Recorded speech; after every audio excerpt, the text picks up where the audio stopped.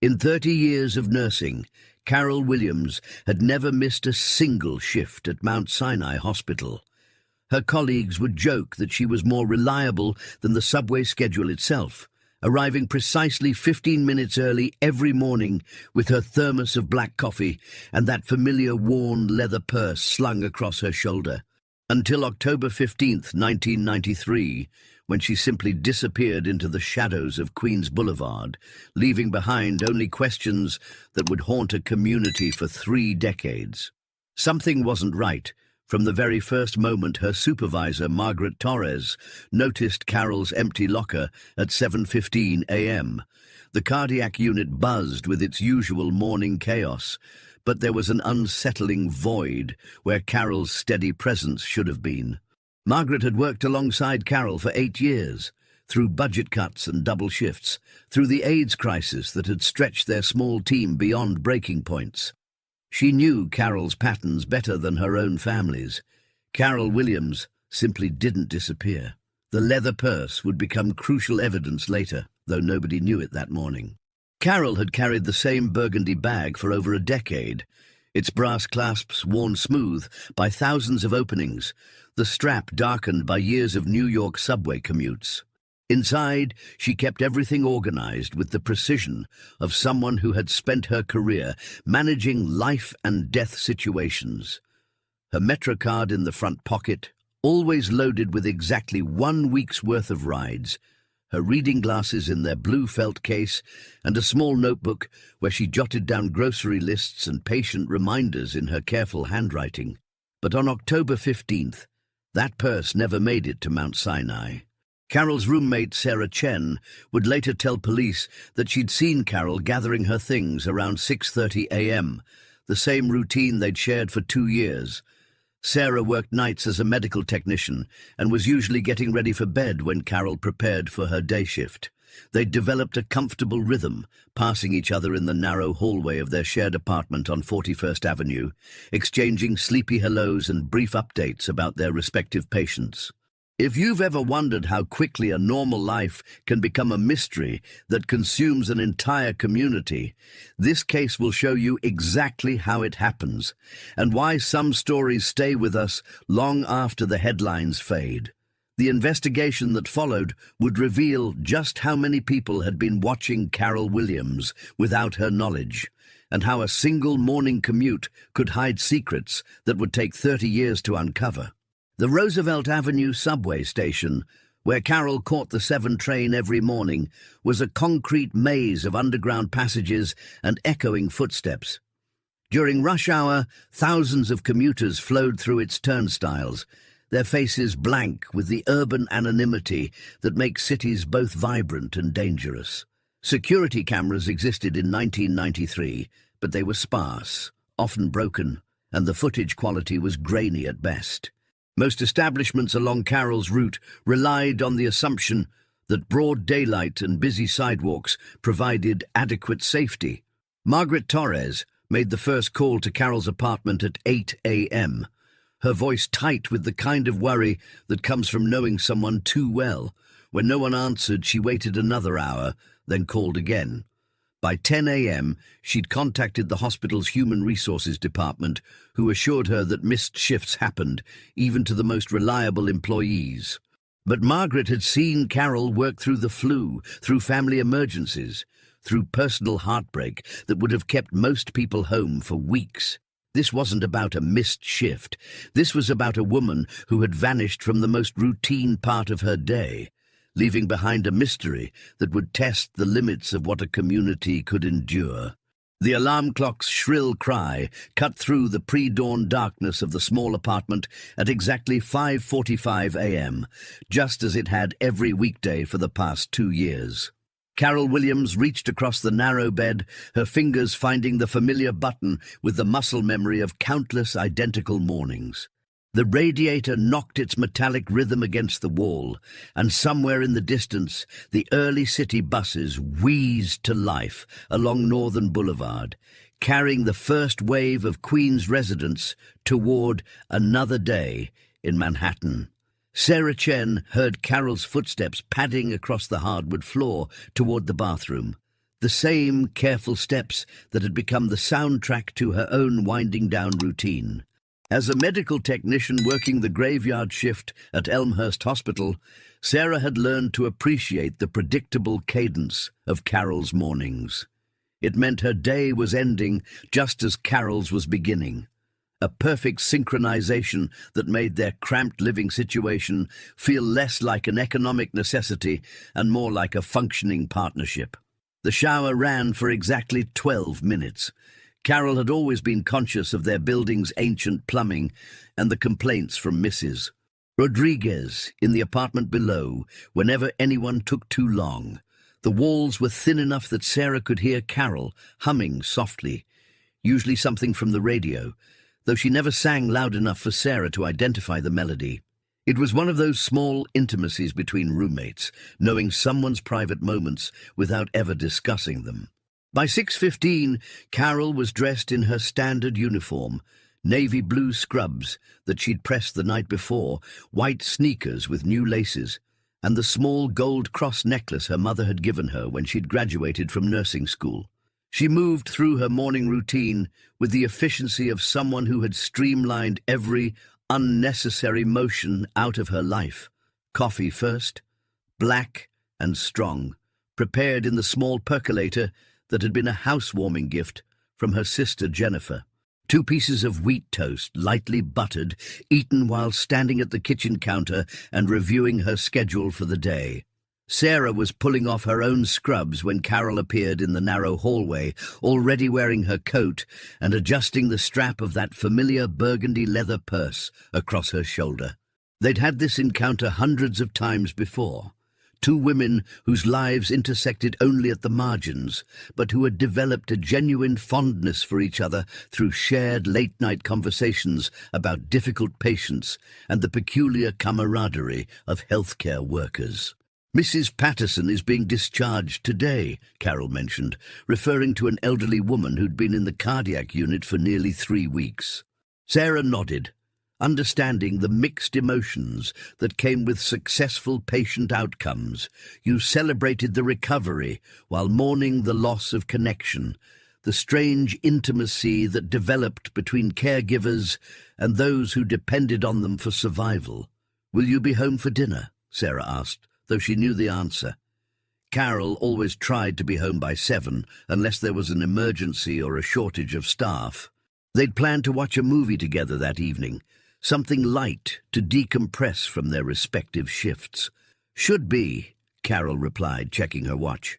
It was 6:28 a.m., which meant she had exactly enough time to walk to the Roosevelt Avenue station and catch the 6:45 train. She was meticulous about timing, understanding that in a city like New York, being 5 minutes late could cascade into being 20 minutes late, which could mean the difference between a smooth morning and a chaotic one. Sarah heard the apartment door close with its characteristic squeak, followed by Carol's footsteps descending the 3 flights of stairs to the building's entrance. From her bedroom window, she could usually see Carol emerge onto the sidewalk and turn left toward Roosevelt Avenue, but that morning exhaustion pulled her toward sleep before she could look outside. Later, she would replay that decision countless times, wondering if seeing Carol walk away might have provided some crucial detail, some warning sign that could have changed everything that followed. The last ordinary morning of Carol Williams' life ended at 6:30 a.m. with the sound of her footsteps fading into the urban symphony of Queen's Waking Up. The first sign that something was fundamentally wrong came at 7:45 a.m. when the cardiac unit's charge nurse, Margaret Torres, found herself staring at Carol Williams' empty locker for the 3rd time in 15 minutes. Margaret had supervised the morning shift for 12 years, and she understood the difference between staff running late and staff who simply weren't coming. Carol's absence felt different, like a discordant note in a symphony that had played the same melody for years, without variation. The cardiac unit at Mount Sinai operated on a delicate balance of personalities and expertise, each nurse filling a specific role in the intricate choreography of life-sustaining care. Carol had been the steady heartbeat of that unit, The one who remembered which patient needed extra blankets, who translated medical terminology for frightened families, who could spot the subtle changes in a monitor reading that meant the difference between recovery and crisis. Without her, the entire rhythm felt off-kilter. By 8:30 a.m., Margaret was making phone calls. The first went to Carol's apartment, where the phone rang 8 times before the answering machine picked up with Carol's carefully professional voice asking callers to leave a message. Margaret left 2 messages that morning, each one slightly more urgent than the last, her worry bleeding through the forced casualness of her words. Healthcare workers learned early to mask their emotions, but there was something about Carol's absence that made professional composure impossible to maintain.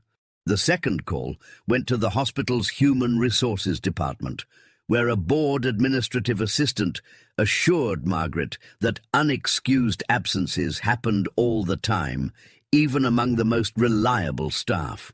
The assistant's tone suggested that Margaret was overreacting, that 30-year-old women sometimes decided to take impromptu mental health days or deal with family emergencies they hadn't shared with their supervisors. But the assistant hadn't worked alongside Carol Williams for 8 years. She hadn't seen Carol come to work with a broken wrist, hadn't watched her volunteer for double shifts during the worst of the AIDS epidemic, hadn't witnessed the quiet dedication that made Carol irreplaceable. Sarah Chen arrived home from her graveyard shift at Elmhurst Hospital at 9:15 a.m., her feet aching from 12 hours of standing, her mind already focused on the blessed relief of sleep. She expected to find their apartment empty, as she had every morning for the past 2 years, with Carol's coffee cup rinsed and placed in the drying rack, and the faint scent of her floral shampoo lingering in the bathroom. Instead, she found something that made her stomach drop with a sickening certainty that their carefully ordered lives had just shifted into chaos. Carol's coffee cup sat on the kitchen counter, still half full, the liquid long since grown cold. The morning newspaper lay folded beside it, unread except for the headlines. Most disturbing of all, Carol's backup purse, the small black clutch she used for evening shifts or special occasions, remained on her dresser exactly where it always sat. Carol never left the apartment without some form of identification, and money never abandoned her routines so completely that she'd forget to bring basic necessities. Sarah stood in the doorway of Carol's bedroom, taking in details that would later become crucial evidence. The bed was made with military precision, the same way Carol made it every morning. Her work schedule, carefully written in her neat handwriting, was taped to the mirror. Thursday, October 15th, 7 a.m. to 7 p.m., cardiac unit, room assignments pending. There was no indication of plans to be anywhere else, no suggestion that Carol had intended to deviate from the routine that had governed her life for years. The first call to the police came at 10:20 a.m., when Sarah's mounting anxiety finally overcame her rational mind's attempts to find innocent explanations. The desk sergeant at the 108th Precinct took down her information with practiced efficiency, explaining that missing person reports required a 24-hour waiting period unless there were signs of foul play or the missing person was particularly vulnerable. Carol Williams, a healthy 30-year-old nurse, didn't qualify for immediate action. But Sarah knew, with the kind of certainty that comes from living in close quarters with someone for years, that Carol hadn't simply decided to skip work or take an unplanned day off. Something had happened during that 8-block walk from their apartment to the Roosevelt Avenue subway station, something that had interrupted the most predictable part of Carol's most ordinary day.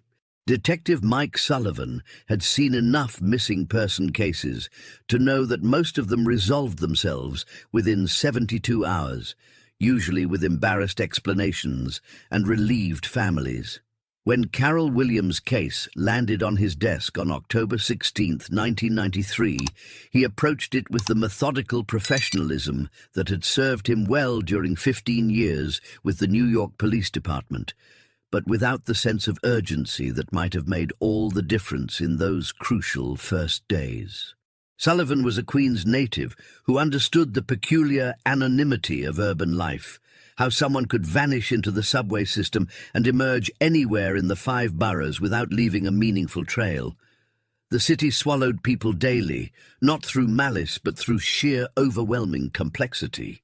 Carol Williams had become one of approximately 2,300 missing person reports filed in New York City that year, a statistic that reflected the department's limited resources more than their commitment to finding everyone who disappeared. The initial investigation followed standard protocol. Sullivan interviewed Sarah Chen in the small fluorescent-lit room at the 108th Precinct, taking careful notes as she described Carol's routines, her personality, her relationships, and the absolute impossibility that she would simply walk away from her life without explanation. Sarah's answers painted a picture of a woman so embedded in routine that her absence felt like a violation of natural law. But Sullivan had heard similar descriptions before from roommates and family members who discovered they knew far less about their loved ones than they'd assumed. The canvassing of Carol's route to the subway station revealed the fundamental challenge of urban police work in the early 1990s. Roosevelt Avenue bustled with activity during morning rush hour, but that activity created a paradoxical invisibility. Dozens of shop owners, commuters, and residents might have seen Carol walking toward the station, but none of them had reason to pay particular attention to one more woman in scrubs heading to work. The human mind filters out the unremarkable, and Carol's morning walk had been designed to be as unremarkable as possible. Security cameras existed sporadically along Carol's route, primarily in banks and larger retail establishments, but the technology was primitive and the storage systems were temporary. Most businesses recorded over their footage every 24 to 48 hours, and by the time Sullivan began requesting surveillance materials, several crucial days had already passed. The few cameras that had captured anything useful showed grainy black and white images of sidewalk traffic that required enhancement equipment the precinct couldn't afford and expertise they didn't possess. Sullivan's partner, Detective Rosa Martinez, brought a different perspective to the investigation, one shaped by her background in domestic violence cases. She pushed for deeper examination of Carol's personal relationships, particularly with any men who might have had access to her schedule or her routines. They interviewed Carol's colleagues at Mount Sinai, her neighbors in the apartment building, and the handful of men she dated over the past 2 years. Each interview yielded the same consistent portrait. Carol Williams was professional, private, and seemingly without enemies or complicated romantic entanglements. The investigation's most frustrating aspect was its timing. October 1993 marked a particularly violent period in New York City's crime statistics, with homicide rates demanding immediate attention and resources. Missing person cases, especially those involving adults with no obvious signs of foul play, received minimal manpower and were often handled by overworked detectives juggling multiple cases simultaneously.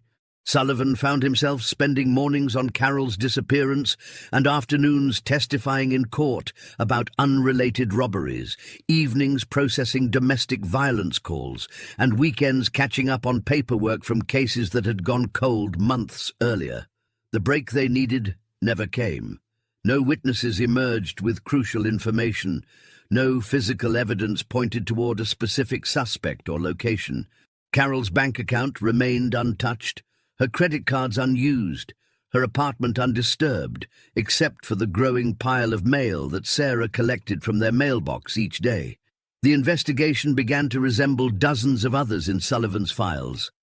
Thorough enough to satisfy procedural requirements, but lacking the breakthrough that would transform a missing person report into a solvable case. By November 1993, Carol Williams had become another name in a filing cabinet, another family waiting for answers that seemed increasingly unlikely to come. Sullivan continued making calls and following up on tips, but the city's relentless pace demanded his attention elsewhere, toward cases with witnesses and evidence and the possibility of closure. Carol's case remained open, technically active, but practically dormant in the way that so many investigations become when the initial leads evaporate and the trail grows cold. Jennifer Williams received the phone call that would shatter her world at 3:47 p.m. on October 16, 1993, while grading spelling tests in her third-grade classroom in Burlington, Vermont. Sarah Chen's voice crackled through the school's ancient phone system, each word dropping like stones into still water, creating ripples that would spread through Jennifer's life for decades to come. Carol was missing. Carol, who called every Sunday evening without fail, who sent birthday cards that arrived exactly 3 days early, who had never in her 30 years caused anyone a moment's genuine worry. The drive from Burlington to Queens took Jennifer 6 hours through autumn darkness, her hands gripping the steering wheel of her Honda Civic as she replayed every conversation she'd had with Carol over the past month, searching for warning signs she might have missed. Carol had sounded tired during their last phone call, but she always sounded tired during flu season at the hospital. She'd mentioned feeling watched while walking to work, but Jennifer had dismissed it as typical urban paranoia. Now, every dismissed concern felt like a failure of sisterly intuition. Jennifer arrived at Carol's apartment building at 2:30 a.m. to find Sarah waiting in the lobby, her face hollow with sleeplessness and fear. Together, they sat in Carol's bedroom, surrounded by the careful organization that had defined her sister's adult life.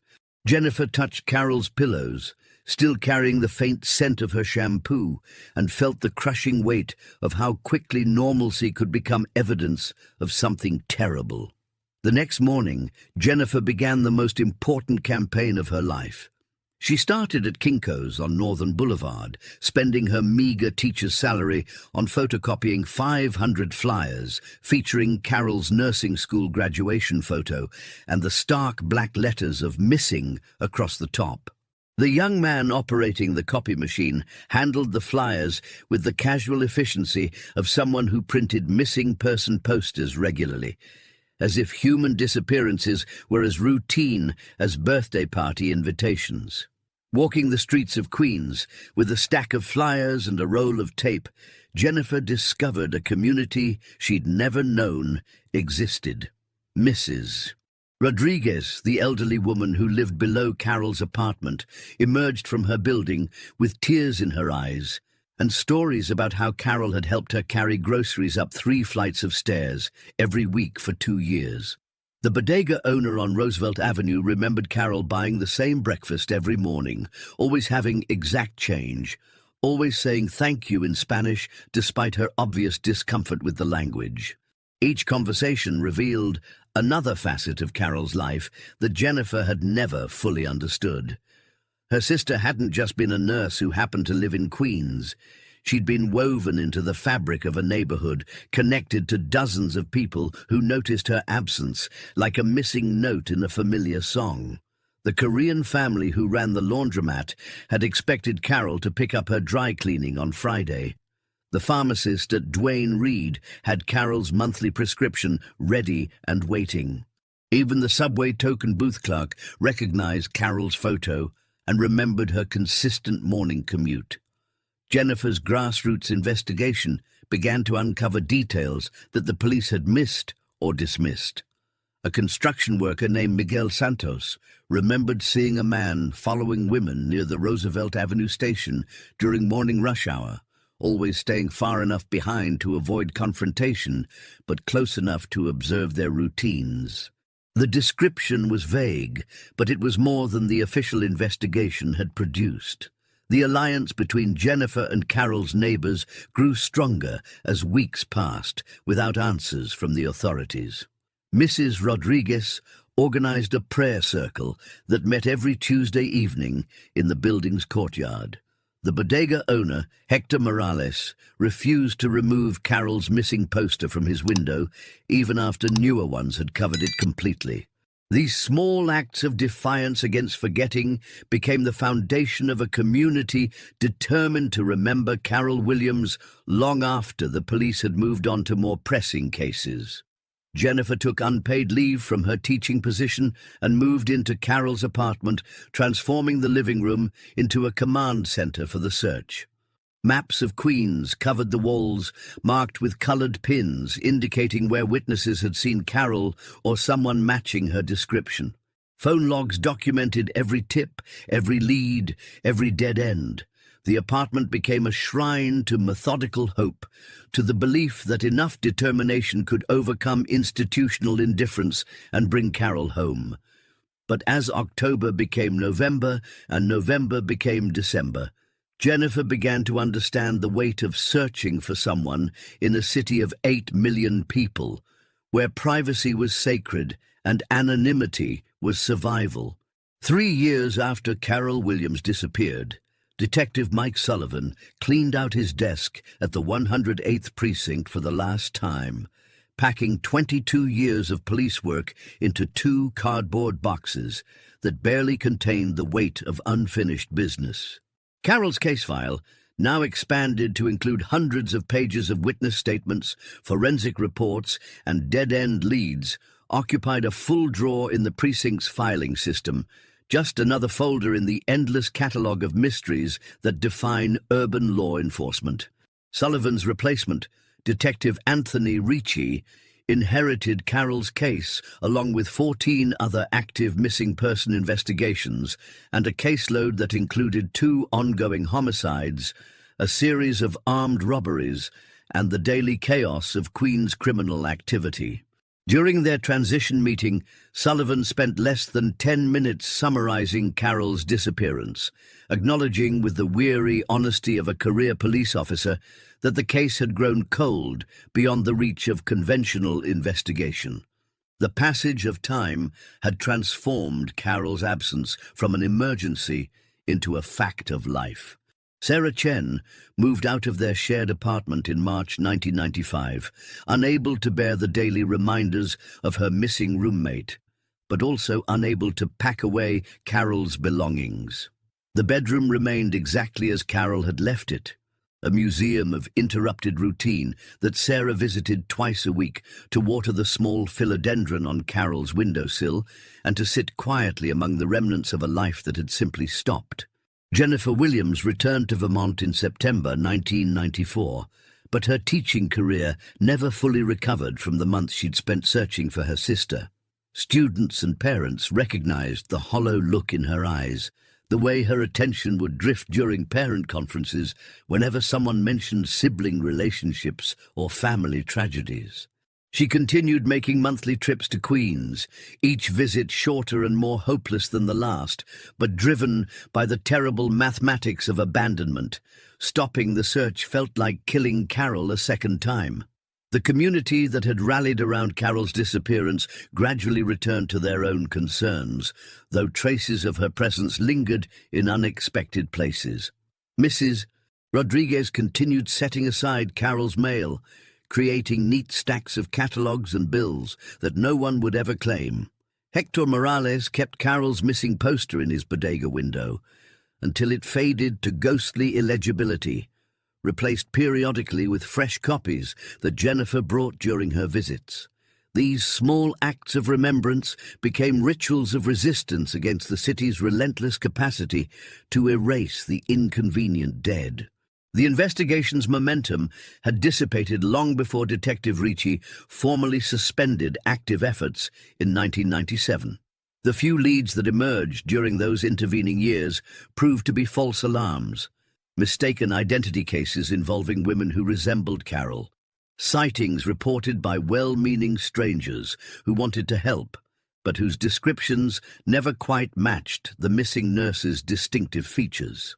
Each false hope extracted an emotional toll from Jennifer and Sarah, who learned to temper their expectations while never quite abandoning them entirely. Carol's case file migrated from active investigation to cold case storage, joining thousands of similar folders in the precinct's basement archive. The boxes contained the physical remnants of interrupted lives, Evidence bags with jewelry that would never be returned, photographs that no longer served any investigative purpose, and witness statements that had led nowhere but remained too potentially significant to discard. Jennifer's annual phone calls to the 108th Precinct became shorter and more ritualistic over time. Each January, she would call Detective Ricci to ask whether any new leads had emerged, whether any similar cases had been solved, whether advancing forensic technology might shed new light on Carol's disappearance.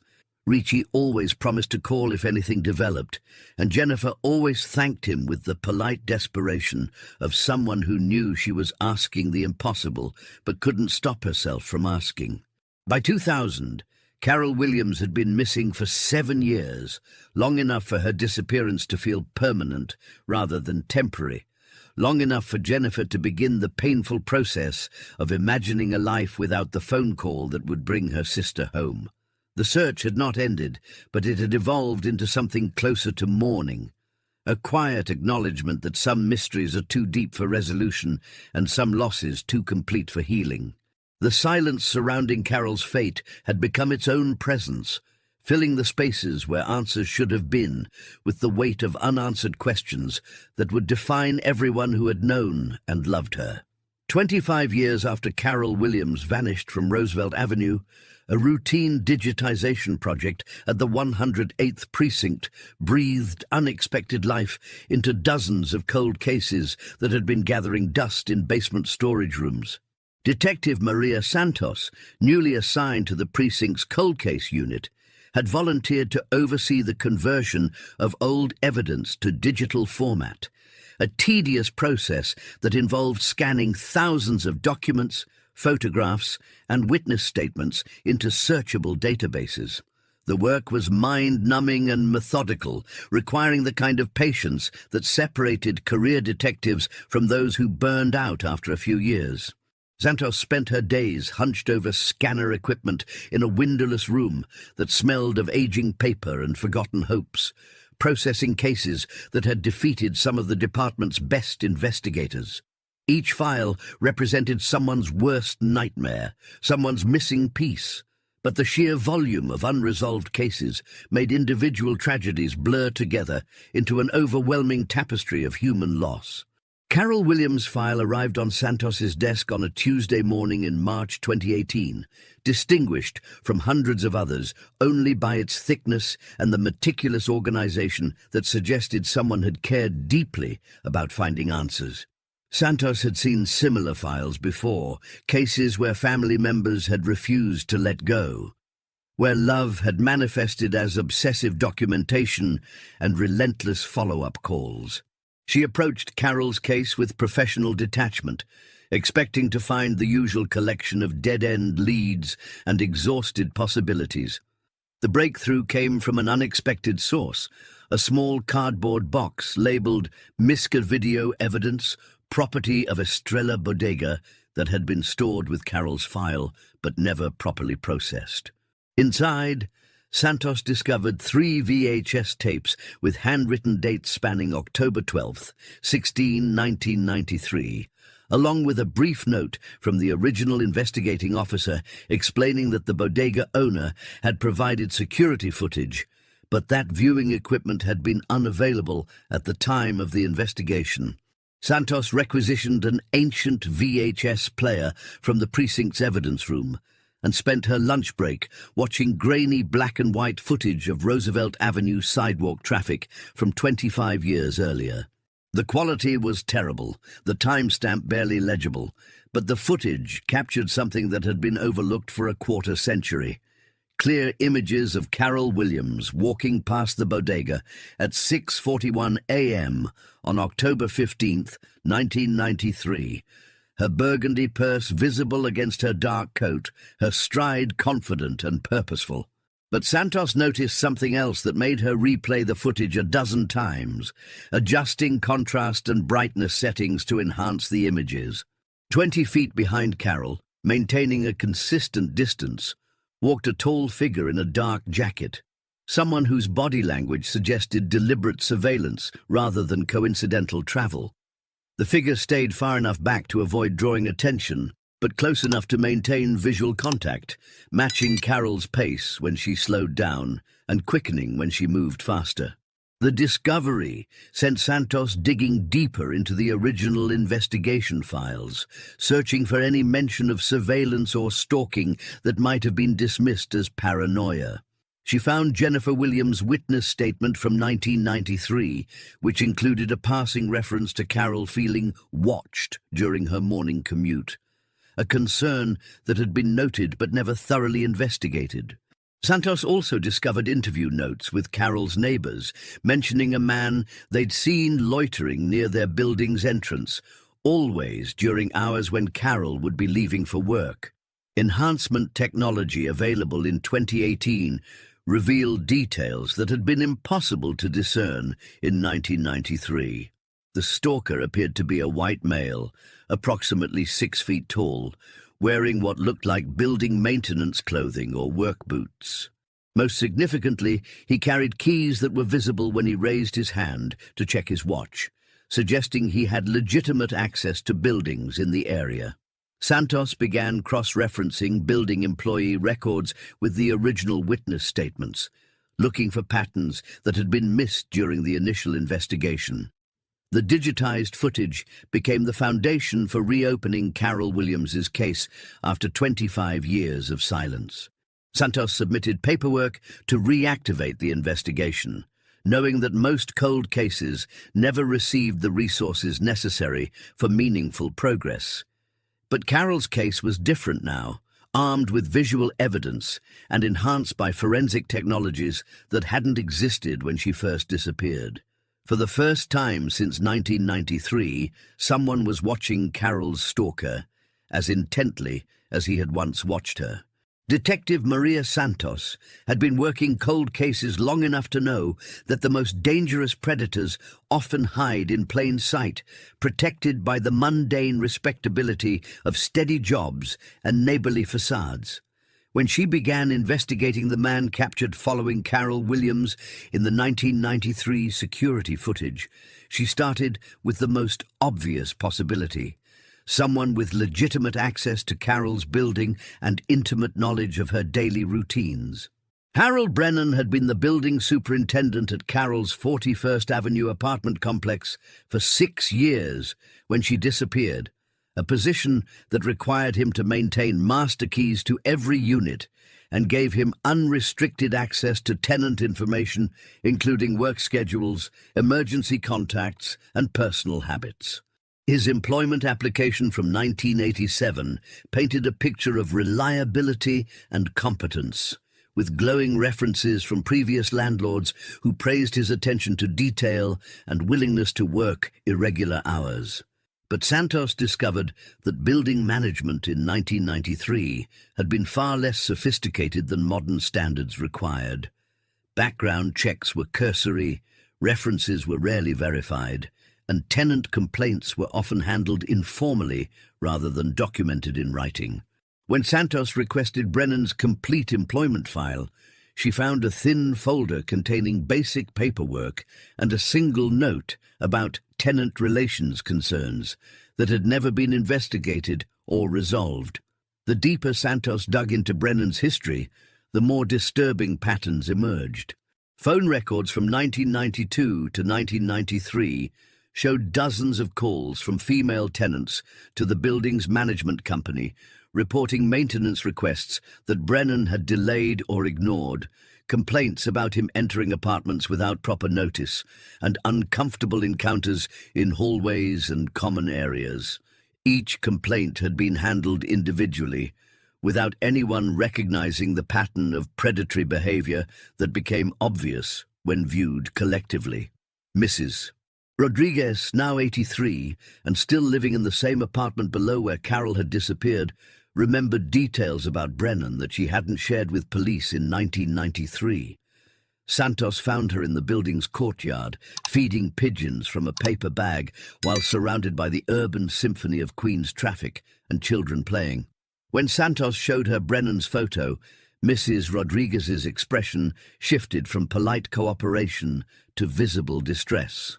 The elderly woman described how Brennan had shown unusual interest in Carol's schedule, asking questions about her work shifts and weekend activities under the guise of coordinating building maintenance. He'd often lingered in the hallway when Carol was coming or going, always finding reasons to initiate conversation that made her visibly uncomfortable. Most significantly, Mrs. Rodriguez remembered seeing Brennan on the morning of October 15th, 1993, standing near the building's entrance, around the time Carol would have been leaving for work. Santos accessed building records that revealed a disturbing pattern of tenant turnover among single women living in Brennan's buildings. Between 1987 and 1993, 17 women had broken their leases early, citing various reasons, but often mentioning feeling unsafe or uncomfortable with building management.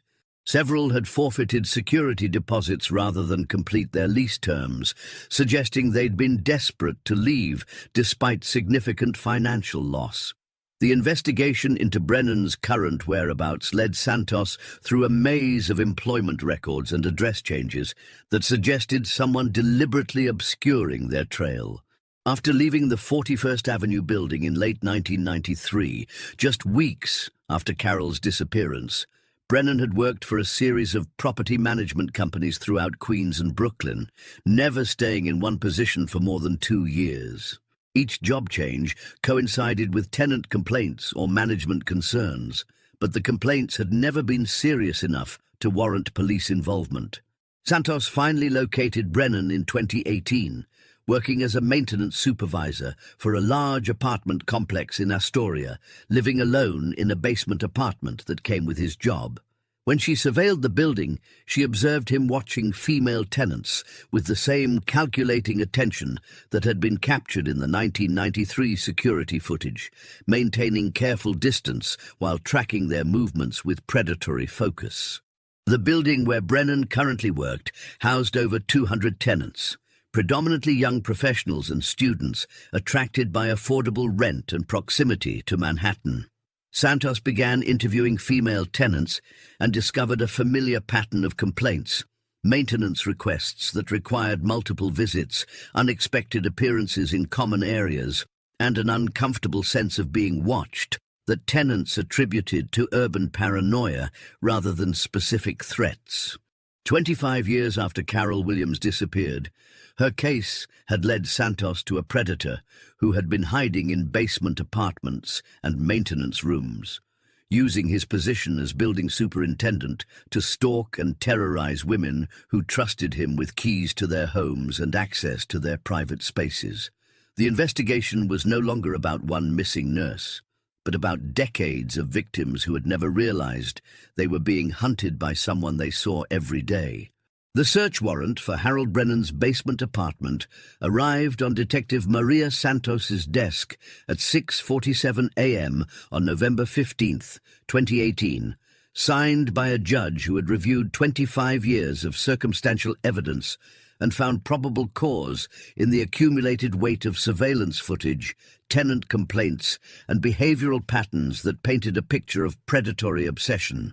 Santos had requested the warrant knowing that cold cases rarely yielded physical evidence after decades of concealment, but understanding that some investigations require leaps of faith backed by methodical preparation. Brennan's apartment occupied the lowest level of a pre-war building in Astoria, accessible through a separate entrance that allowed him to come and go without encountering tenants or management. The basement space had been converted into living quarters sometime in the 1970s, with low ceilings, inadequate lighting, and the persistent dampness that characterizes below-ground New York housing. When Santos descended the narrow staircase with the search team, she immediately noticed the institutional cleanliness that suggested someone who had spent years perfecting the art of leaving no traces. The living area appeared almost monastic in its simplicity: a single bed with military-precise corners, a small television tuned to local news, a kitchenette equipped with the minimum necessary appliances. Everything was organized with the obsessive attention to detail that Santos had learned to associate with individuals who lived double lives, who maintained normal facades while harboring secrets that required constant vigilance to protect. But the apartment's main room was a carefully constructed performance of normalcy. The real discoveries waited behind a false wall that the search team located using ground-penetrating radar equipment, a hidden space that Brennan had constructed with the same methodical patience that had characterized his decades of stalking. When crime scene technicians removed the drywall panels, they found a shrine to obsession that had been growing in darkness for 25 years. Carol Williams' burgundy leather purse sat on a wooden shelf like a museum piece, its brass clasps still bright despite the passage of time. Inside, Santos found Carol's Metro card with exactly 1 week's worth of unused rides, her reading glasses in their blue felt case, and the small notebook where she'd written grocery lists in handwriting that Santos recognized from witness statements collected decades earlier. The purse contained Carol's entire identity, preserved with the reverence of someone who had studied every detail of her life. The hidden room contained dozens of photographs that Brennan had taken without Carol's knowledge, documenting her daily routines with the thoroughness of a surveillance operation. Images of Carol leaving her building, entering the subway station, walking through hospital corridors, even sleeping in her apartment taken through windows, or with telephoto lenses. Each photograph was labeled with dates and times, creating a chronological record of stalking that had continued for months before Carol's disappearance. More disturbing were the journals that Brennan had kept, detailed accounts of his observations written in neat handwriting that transformed predatory behavior into a romantic fantasy. He described following Carol to work, timing her movements, learning her preferences and patterns until he knew her schedule better than she did. The journals revealed that Brennan had entered Carol's apartment multiple times, using his master key, photographing her belongings and documenting intimate details of her private life. Santos discovered items that could only have come from Carol's apartment. A pillowcase that still carried traces of her shampoo, prescription bottles with her name and dosage information, even a fork from her kitchen that Brennan had apparently taken as a trophy. Each stolen object had been catalogued and preserved, creating a twisted archive of someone's interrupted existence. The evidence team found similar collections for other women who had lived in buildings where Brennan had worked, suggesting that Carol's disappearance was part of a pattern of escalating obsession that had consumed his life for decades. Photographs and personal items belonging to at least 12 different women filled the hidden room, some dating back to the 1980s, others as recent as 2017. But the most chilling discovery was a series of detailed floor plans and security assessments for buildings throughout Queens and Brooklyn, annotated with information about female tenants, their work schedules, and their vulnerability to surveillance. Brennan had been conducting systematic reconnaissance operations, using his position as building superintendent to identify and study potential victims with the precision of someone who had transformed stalking into a professional skill. The search team worked for 14 hours, photographing and cataloguing evidence that would fill dozens of boxes and provide forensic analysts with months of work. When they finally emerged from Brennan's basement apartment, they carried with them physical proof of crimes that had been hidden in darkness for 25 years, waiting for someone with enough persistence to dig through the carefully constructed walls that separated Harold Brennan's public life from his secret obsessions. Harold Brennan's arrest took place at 5:23 a.m. on November 20th, 2018, as he emerged from his basement apartment to begin another day of maintaining the building where he had been hiding in plain sight for the past 3 years. Detective Maria Santos had coordinated the timing with precision, knowing that predators like Brennan were most vulnerable during routine moments when their guard was down. The arrest happened quietly, without the dramatic confrontation that television crime shows suggested, just handcuffs and Miranda rights delivered in the grey dawn light of Queens. Jennifer Williams received the phone call she had been waiting 25 years to hear at 7:15 a.m.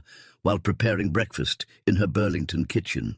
Santos's voice carried across the phone line with careful professionalism, explaining that they had arrested a suspect in Carol's disappearance and found evidence that suggested her sister had been the victim of a predatory stalker who had escalated from surveillance to something far more sinister. Jennifer listened in silence, feeling the weight of decades finally shifting, though the relief was tempered by the terrible knowledge that answers often bring their own form of pain. The media coverage of Brennan's arrest sent shockwaves through Queens neighborhoods where he had worked, as residents realized they had been living above a predator who had used his position to study and stalk women for over 30 years. Building management companies began reviewing their hiring practices and tenant complaint procedures, understanding too late that their negligence had enabled decades of criminal behavior. The story resonated beyond local news, becoming a case study in how institutional indifference and inadequate background checks could allow dangerous individuals to hide in positions of trust and authority. Sarah Chen, now 53 and living in California, watched the news coverage with a mixture of vindication and horror. She had moved across the country, partly to escape the lingering trauma of Carol's disappearance, but also because she had never felt safe in New York after realizing that her roommate had been hunted by someone who had keys to their apartment. The arrest validated her instincts about the